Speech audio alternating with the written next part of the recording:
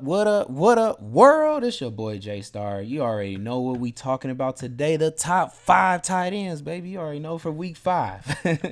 So we gonna get right into my list, man. So starting off my list on this week is at number 5. Let's see who I got. Who I had again? Where you at? There you go. Hunter Henry.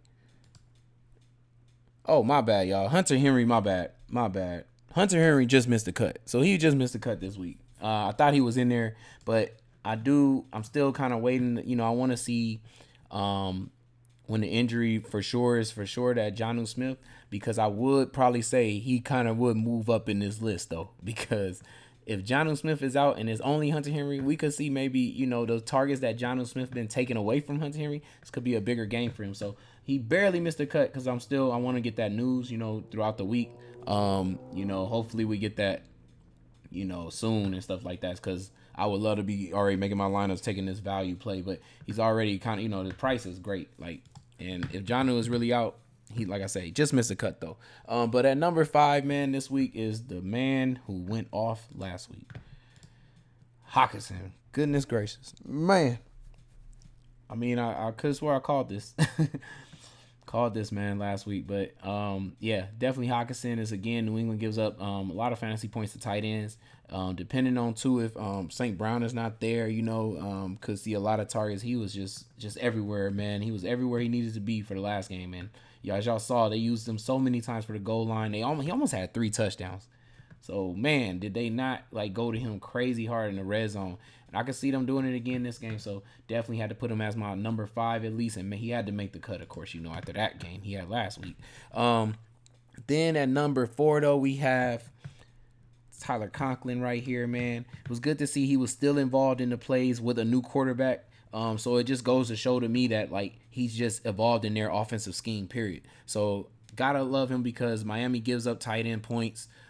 Pretty high fantasy and tight end. So definitely, I hope to see him get back to the 7, 8, 9 again, because he can put up mad fantasy points in this game because of that. So he had to make my top 5 at number 4 there. And we go to number 3. At number 3 this week, we're going up a little bit here. Kyle Pitts. After seeing what, of course, we saw Kelsey do to the Tampa Bay Bucks. I mean, they're giving up tight end. They usually give up the middle of the field anyways. It's just that what sucks about this is we know Kyle Pitts gets lined up wide, and I don't know why. They need to line him up in the middle. Stop lining him up with cornerbacks, because for this game, they're really going to need him in the middle of the field. And if they can get him in the middle of the field and give him 8 targets, he could have a Kelsey type game like you saw what he just did to the Bucks. But hopefully he can get back to some 8 targets, especially with Cordell Patterson being out. I would think they would really be trying to key in on trying to get him the ball. Also, I kind of feel like maybe the rush is getting into Mariota, and he's going to need to dump the ball out as fast as possible. So they're going to have to put him in the middle of the field, because to get the ball out quick, it needs to be like right in front of you.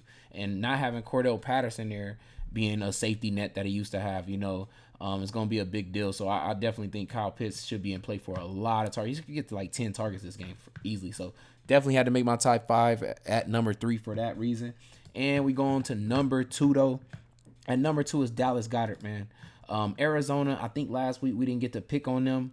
Because they was playing Baker, and he doesn't really go to his tight ends. And you already know Arizona should be on the list every week. Every week, man. Attack Arizona in the tight end, because they give it up. And I mean, so far they've shown every week. It's just like I said, they played Baker, and I told y'all I don't really want the tight ends that week. We had to fade that week, but we back on again because we got Dallas Goddard on the list. So definitely he had to make my number 2 pick at tight end, man, out of the top 5. At number 1 though this week, y'all gonna be kind of surprised, I think, because it's not really a huge name, but I had to go with this because of based off of fantasy points they're giving up. Number 1 in the league right now at giving up fantasy to tight end is the Seattle Seahawks. I mean, we do know what happened. It was Hawkinson. We do know why.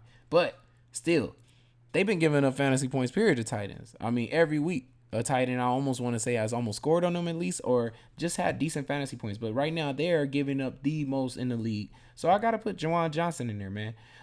We do know we saw like a couple of plays like every time Taysom Hill kind of lines up at tight end, but they still have yet to put him at tight end, so can't even take him there. But Juwan Johnson is getting targeted. He's on the field, man. if he can just get to, if Jamie comes back, maybe he gets back to, with Jamie there, he got more targets. With Andy Dalton, he only got 4, so put Jamie back in this week. And Juwan Johnson got to be my number one because we saw what they gave up. And he's pretty cheap too. So I love it. Like, I love the play because he's cheap. Like, if you need to go lower at tight end this week and, want a tight end at a great spot still, Juwan Johnson. That's why he makes my number one, man. So that's it for the top 5 tight ends, man. Your boy Jaystar. I'm out, y'all. Peace.